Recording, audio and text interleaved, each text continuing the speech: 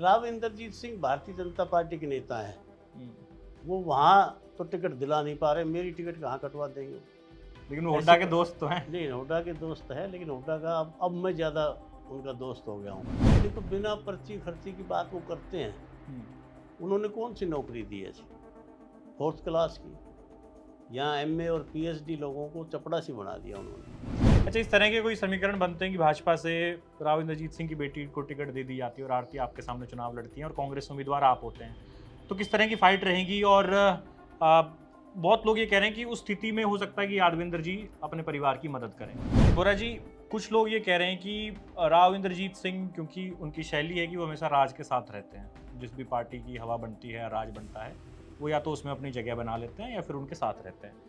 तो कोई ऐसी बात चल रही है क्या? क्योंकि अफवाहें हैं कि हुड्डा साहब से बात हो रही है या कांग्रेस पार्टी से बात हो रही है, और अगर वो कांग्रेस में आते हैं तो फिर आप अपना भविष्य कैसा देखते हैं? नमस्कार, स्वागत है आपका हरियाणा तक में। मैं हूं आपके साथ राहुल यादव और हरियाणा विधानसभा चुनाव हम कवर कर रहे हैं, अलग अलग नेताओं से आपको मिला रहे हैं। तो आज इस कड़ी में हमारे साथ जगदीश यादव जी हैं, और जगदीश यादव जी के बारे में बता दूं कि पहले ये कई बार विधायक का चुनाव लड़ चुके हैं, एक बार मंत्री भी रहे हैं, फिलहाल कांग्रेस पार्टी में हैं और कोसली विधानसभा से तैयारी कर रहे हैं। पहले तो बोरा जी, आपका स्वागत है बहुत बहुत हमारे चैनल पर। धन्यवाद राहुल जी। बहुत सबसे पहला मेरा सवाल तो आपसे यही है कि लोकसभा में जो दीपेंद्र हुड्डा को यहाँ से महज 2 वोटों से जीत मिली, आपने उस लीड को रिकवर किया, बहुत से लोग थे कांग्रेस में साथ, तो ये श्रेय किसको जा रहा है और इसका इनाम किसको मिल रहा है? कहने का मतलब टिकट किसकी आ रही है? श्रेय तो जनता को जाता है, हम्म, जनता ने जिताया है। बाकी टिकट का तो पार्टी ने डिसाइड किया हुआ है कि सर्वे के आधार पर हम टिकट देंगे, जिसको जनता चाहेगी उसको टिकट देंगे। पार्टी ने सर्वे करवाया होगा अपना, निश्चित तौर पर सर्वे में मैं ही सबसे ऊपर आऊँगा, क्योंकि लोग चाहते हैं मुझे इस बार से विधानसभा का चुनाव लड़ाना और जिताना, जनता की इच्छा है। लेकिन आप कह रहे हैं कि सर्वे में आप सबसे ऊपर आएंगे। मैं अभी आपका भाषण भी सुन रहा था, आप जब रहे सरकार में, राज में आपकी हिस्सेदारी रही, आप मंत्री रहे, आप तब के काम गिनाते हैं, आप बताते हैं कि मैंने उस समय ये स्कूल बनवाया, ये काम कराए।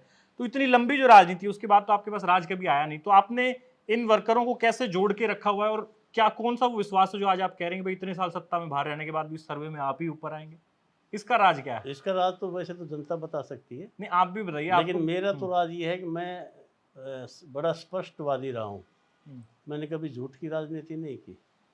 मैं हमेशा जनता के सुख दुख में शामिल रहा हूँ, और जब भी मेरे किसी कार्यकर्ता को कोई समस्या आई तो उन्होंने तुरंत मुझे फ़ोन करके बताया, तो मैं हमेशा उनकी मदद की है।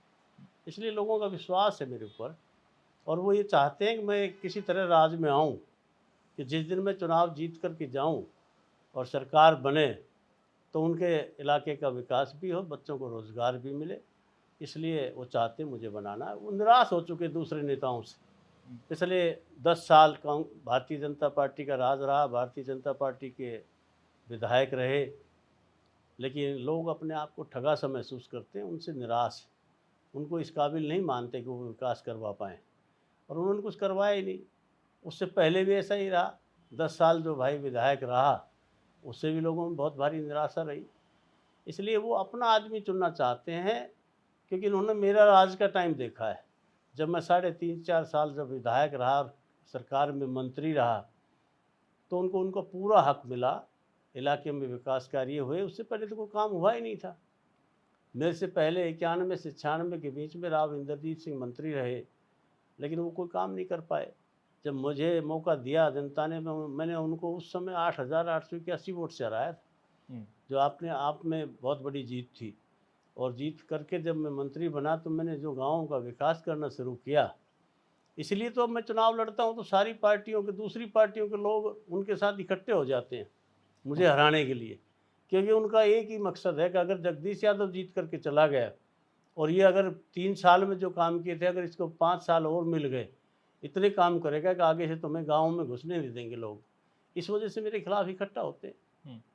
लेकिन जगदीश जी, आपके टिकट को लेके जब हम लोगों से बात करते हैं तो नो डाउट कि लोग कहते हैं भाई जगदीश एक बेहद मजबूत उम्मीदवार हैं कांग्रेस पार्टी के पास, अगर उनको टिकट मिलती है तो निकाल सकते हैं।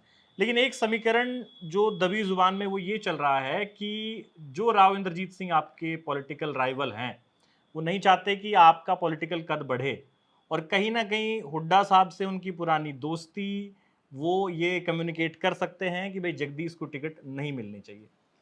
राव इंद्रजीत सिंह भारतीय जनता पार्टी के नेता हैं, हम्म, वो वहाँ तो टिकट दिला नहीं पा रहे, मेरी टिकट कहाँ कटवा देंगे वो? लेकिन वो ऐसी हुड्डा के दोस्त तो हैं। नहीं, हुड्डा के दोस्त है, लेकिन हुड्डा का अब मैं ज़्यादा उनका दोस्त हो गया हूँ, अच्छा। इंद्रजीत से ज़्यादा।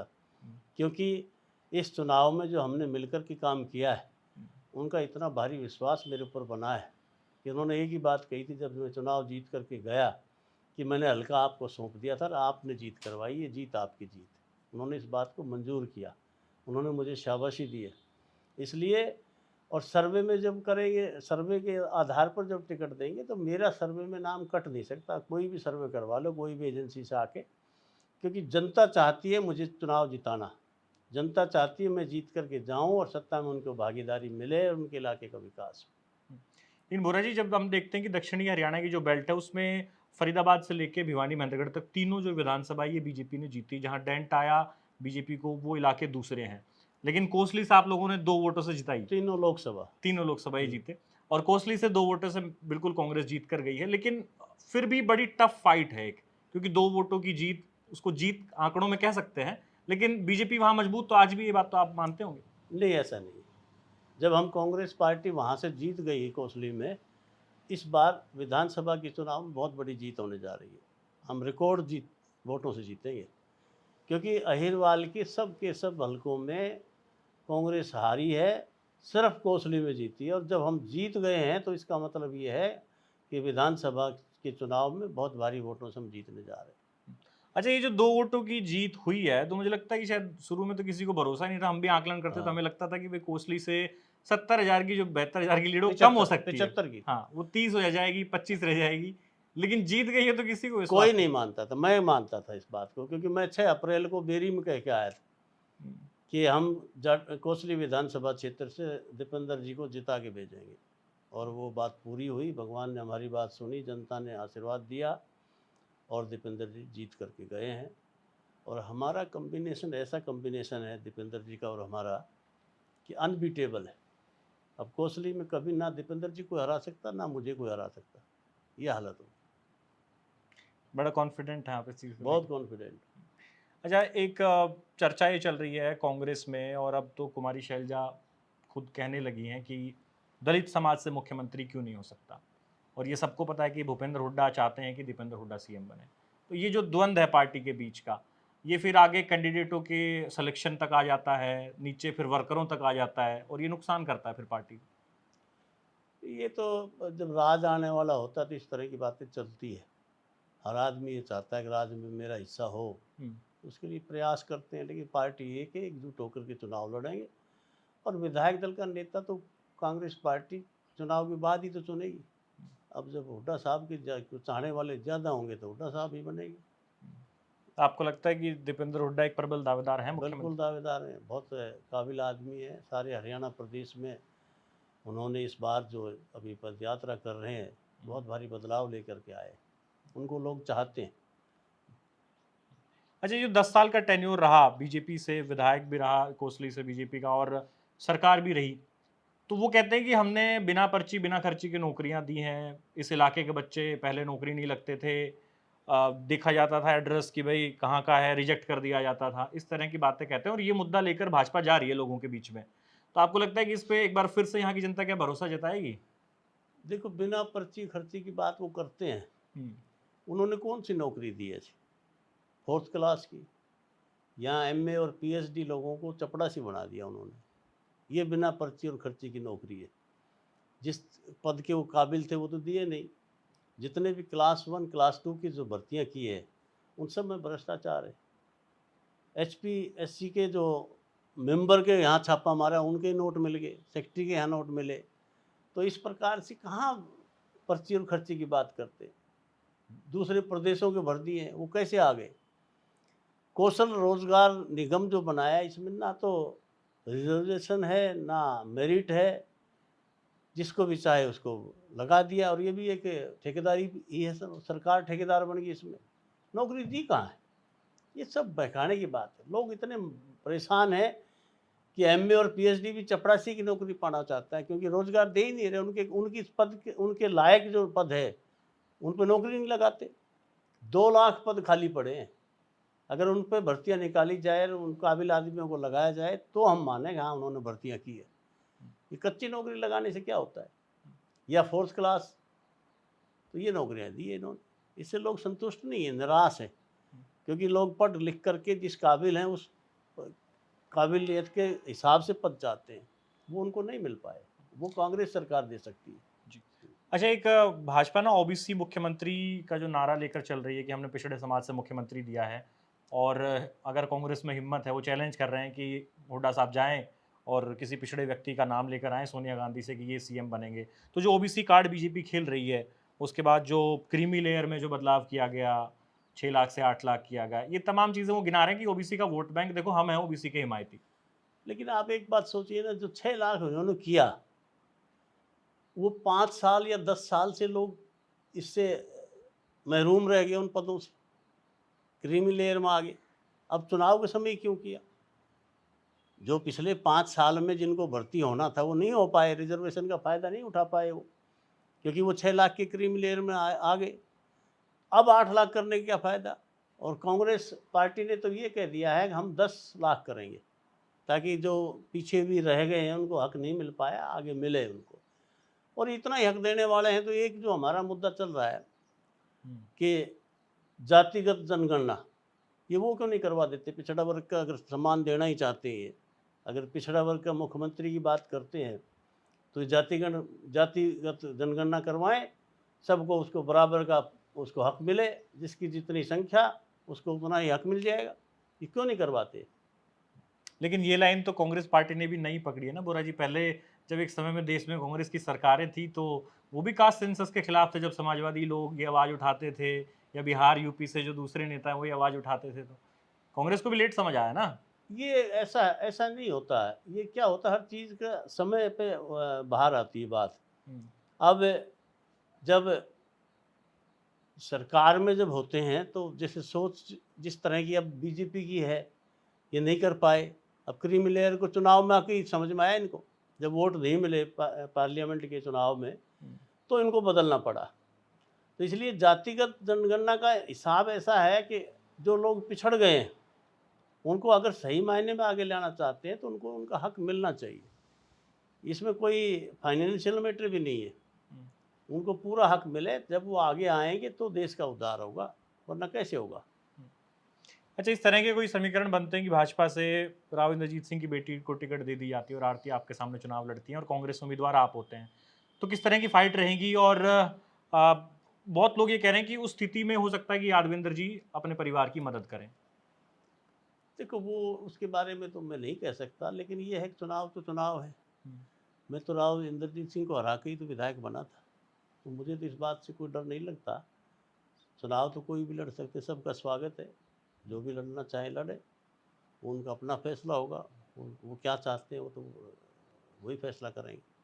अच्छा, एक एससी समाज को लेके ना इस बार बीजेपी बड़ा फोकस कर रही है, क्योंकि उन्होंने रियलाइज़ किया कि भाई पिछले चुनाव में बड़ा नुकसान हो गया, न सिर्फ हरियाणा में बल्कि देश भर में ये पैटर्न देखने को मिला। तो अब जब आप गाँव में जाते हैं, आप दलित समाज के लोगों से मिलते हैं, उनकी बस्तियों में जाते हैं, किस तरह का करंट है उनके बीच? क्या वही चीज़ें अभी तक उनके दिमाग में है, वो नैरेटिव काम कर रहा है क्या? उससे भी ज़्यादा इस बार ऐसी समाज पूर्णतया कांग्रेस के साथ आएगा विधानसभा के चुनाव में। मुझसे तो लोग आके मिलते हैं, जब मैं गांव में दौरे पे जाता हूं तो एससी समाज के भाई स्पेशली मिल करके कहते हैं कि हम पूरा समाज आपके साथ खड़ा है। और मेरे साथ तो विशेष तौर पर उनका बहुत लगाव है, क्योंकि मैंने हमेशा उन लोगों की मदद की है जो दलित भाई, पिछड़ा भाई, गरीब तबका, उन सब की मदद की है मैंने। इसलिए वो हमसे तो वैसे ही जुड़े हुए हैं। मेरे साथ तो एक ही बात तो थी, मैं इससे पहले मैं चुनाव कभी नहीं हारता। चुनाव मेरे हारने का कारण था मेरे पास पार्टी नहीं थी। मैं इनेलो से चुनाव लड़ा, इनेलो के खिलाफ यहाँ की जनता इनेलो को वोट नहीं देती थी, तो मुझे उसका खामियाजा भुगतना पड़ता था। मैं तो जीरो शुरू करता था। आज मैं जब कांग्रेस पार्टी से अगर चुनाव लड़ा तो मुझे किसी तरह का डर नहीं है, क्योंकि 30,000 से मैं शुरू करूँगा। पार्टी के आज इस पोजीशन में है, 25-30 हज़ार वोट कांग्रेस पार्टी की आज खड़ी है, उससे मैं शुरू करूँगा। मुझे किसी प्रकार का कोई डर नहीं है। इस बार चुनाव बहुत अच्छा चुनाव रहेगा और हम बहुत बड़ी जीत करने जा रहे हैं। अच्छा, जिस कास्ट लाइन पे राजनीति हुई है हरियाणा में, पिछले कुछ दशकों में। तो आपको लगता है कि भई वो चीज़ें क्या इस बार के चुनाव में काम करेगी? क्योंकि लोग ये कहते हैं कि बीजेपी जाट वर्सेस गैर जाट की राजनीति को बड़ी प्रमुखता से लेकर आती है और उसी पे चुनाव लड़ती भी है। तो ये एंगल अब इस बार के चुनाव में भी है क्या? नहीं, ये एंगल ख़त्म हो चुका है अब। क्योंकि जब लोग नॉन जाट के मुख्यमंत्री से निराश हो गए, हुँ, जभी तो उनको मुख्यमंत्री बदलना पड़ा। वरना अगर वो सफलता उनको मिलती तो क्यों बदलते हो? अगर उनका प्रयोग सही साबित होता कि नॉन जाट को मुख्यमंत्री बना करके और 35 बरादरी का मुख्यमंत्री बना दिया हमने, तो फिर क्यों बदलना पड़ा उनको? क्यों वो कामयाब नहीं हो पाए? ये तो उन्होंने पहले भी दिया हुआ है ये मुद्दा तो। अब ये मुद्दा नहीं चलने वाला। वो तो कह रहे हैं कि खट्टर साहब का प्रमोशन हो गया, उन्हें दिल्ली में बड़ा मंत्रालय मिल गया। खट्टर साहब का प्रमोशन तो ये लोग जानते, खट्टर साहब जानते कैसा प्रमोशन हुआ है। और उनका ही चेला जो है ना मुख्यमंत्री बनाया है। अब वो चीज़ यहाँ चलने वाली नहीं, लोग जागरूक हो गए हैं और इस बार मन बना लिया है कि कांग्रेस की सरकार प्रदेश में बनानी है। अब कोई भी बहकाते रहो, भ्रम फैलाते रहो, लेकिन लोग सुनने वाले नहीं हैं। पूर्णतया हरियाणा प्रदेश की जनता कांग्रेस पार्टी से लामबंद हो गई है और निश्चित तौर पर कांग्रेस की सरकार हरियाणा प्रदेश में बनाने जा रही है और बहुत अच्छी मेजोरिटी से 60+ सीट आएगी कांग्रेस की, 60 से कम नहीं आएगी। बोरा जी, कुछ लोग ये कह रहे हैं कि राव इंद्रजीत सिंह, क्योंकि उनकी शैली है कि वो हमेशा राज के साथ रहते हैं, जिस भी पार्टी की हवा बनती है, राज बनता है, वो या तो उसमें अपनी जगह बना लेते हैं या फिर उनके साथ रहते हैं।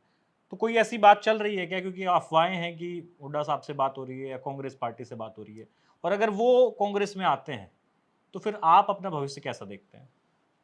देखो, इस बारे में तो राव इंद्रजीत सिंह ही बता सकते हैं, उनकी बात हो रही है कि नहीं हो रही, मैं तो कैसे बताऊं।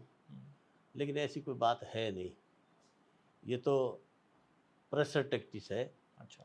कि भारतीय जनता पार्टी से ज़्यादा टिकट ली जाए, तो उसका एक प्रेशर बना करके कि अगर नहीं दोगे तो मैं कांग्रेस में चला जाऊंगा। ये प्रेशर टैक्टिस है, कुछ नहीं होने जा रहा। राव साहब बीजेपी में हैं, बीजेपी से टिकट मांग रहे हैं अपनी बेटी के लिए।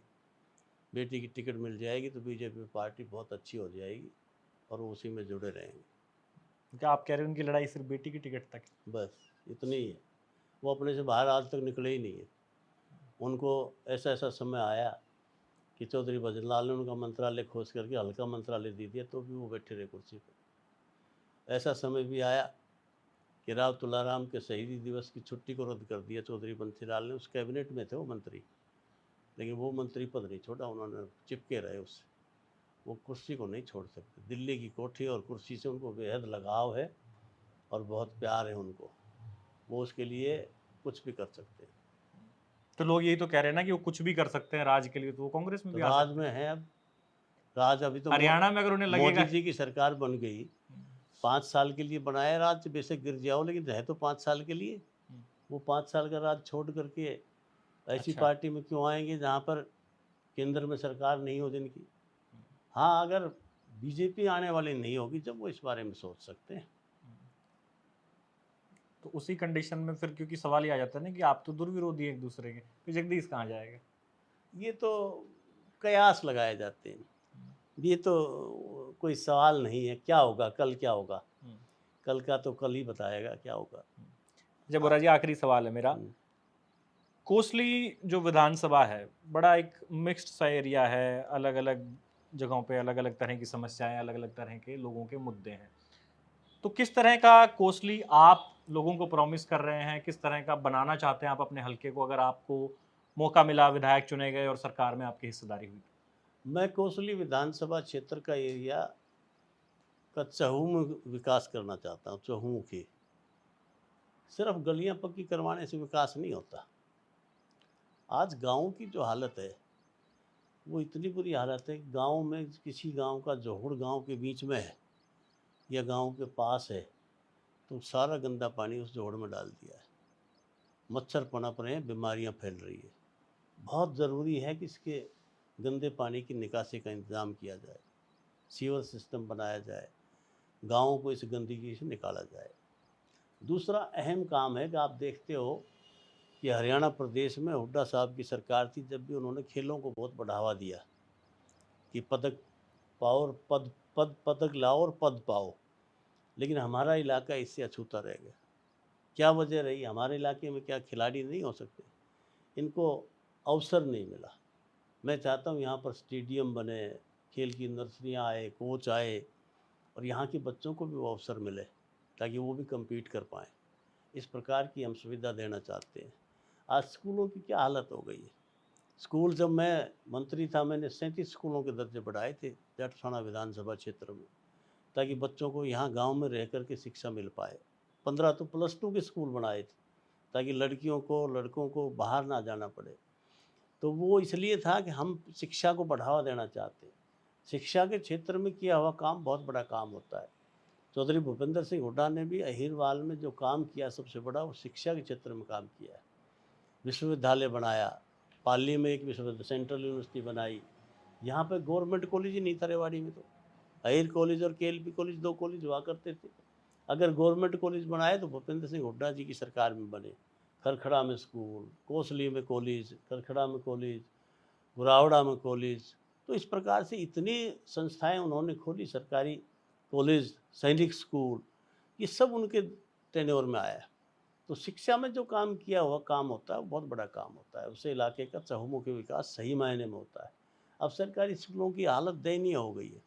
हम ये चाहते हैं सरकारी स्कूलों में फिर से शिक्षा ग्रहण करने के लायक बनाया जाए, बच्चे इनमें फ्री पढ़ें, क्योंकि जनता को जो सुविधाएं हैं वो मिलनी चाहिए। बिजली पानी की समस्या से निजात मिले, परिवहन सेवा, पब्लिक परिवहन की सेवा अच्छी हो, शुद्ध पेयजल मिले और स्कूलों का उद्धार हो, गरीब का बच्चा भी शिक्षा ग्रहण कर पाए। आज तो क्या हालत हो गई, आज तो बहुत पैसा खर्चना पड़ता है। प्राइवेट स्कूल खुल गए, दुकानें खुल गई, व्यवसायीकरण कर दिया है इसका, क्योंकि शिक्षा का वो मायना नहीं रहा। पहले प्राइवेट स्कूल थे तो वो फ्री शिक्षा देते थे, आज तो ये बिजनेस हो गया बहुत बड़ा। बड़े बड़े बिजनेस हाउस भी स्कूलों में आ गए, स्कूल चला रहे हैं वो। जो स्कूल चलाने वाले अब तो नेता भी बन गए ना। नेता तो कहाँ बन गए, तो कई तो टिकट की होड़ में प्रयास कर रहे हैं। क्योंकि फालतू पैसा जब होता है ना, वो आदमी राजनीति की तरफ भागता है। किसी को 2 नंबर का पैसा किसी पे अगर आ गया तो वो कहेगा मैं चुनाव लड़ूंगा। लेकिन चुनाव जनता उसको पसंद करे ना करे, एक अलग बात है। अच्छा, एक सवाल और याद आ गया मुझे। टिकट न मिलने की स्थिति में मतलब आप चुनाव लड़ेंगे, ये फिक्स है? मुझे ऐसा है, आप वो सवाल क्यों पूछते नहीं, हो? मैं पूछ रहा हूँ आप चुनाव लड़ेंगे ये फिक्स है? चुनाव टिकट को छोड़ दीजिए, आप ना, चुनाव लड़ेंगे ये मैं फिक्स? टिकट के साथ ही लड़ रहा हूँ, चिंता ना करो आप। नहीं, कई लोग कह रहे हैं भाई समाजवादी पार्टी टिकटें मांग रही है और वो लोगों से बात कर रहे हैं कि जो फिर छोड़ के आ सके या हमारे टिकट पे फिर सिंबल पे चुनाव लड़ सके, अगर गठबंधन नहीं बनता है कांग्रेस के साथ तो। नहीं, ऐसी कोई बात नहीं है। बहुत जल्दी ही चुनाव की लिस्ट आने वाली है टिकटों की, और भगवान ने चाहा तो उसमें कांग्रेस पार्टी हमें टिकट देगी और निश्चित तौर पर हम चुनाव लड़ेंगे उससे। ठीक है। तो जगदीश यादव जी हमारे साथ थे और इनका कहना है कि सबसे मजबूत उम्मीदवार हैं वो, सर्वे में पहले नंबर पे हैं और इनको पूरा भरोसा है कि टिकट इनको मिलेगी। लेकिन देखना ही होगा कि कांग्रेस पार्टी की जो लिस्ट है वो कब आएगी और यहाँ से अगर कोसली से जगदीश यादव को टिकट मिलता है तो फिर इनका भविष्य क्या रहेगा। कोसली की जनता इन्हें विधायक चुनेगी या फिर नजरिया जो है वो कुछ और रहेगा जनता का। इन तमाम सवालों के लिए आपको इंतजार करना पड़ेगा चुनावों का और उसके बाद रिजल्ट का। तब तक के लिए आप देखते रहिए हरियाणा तक। शुक्रिया।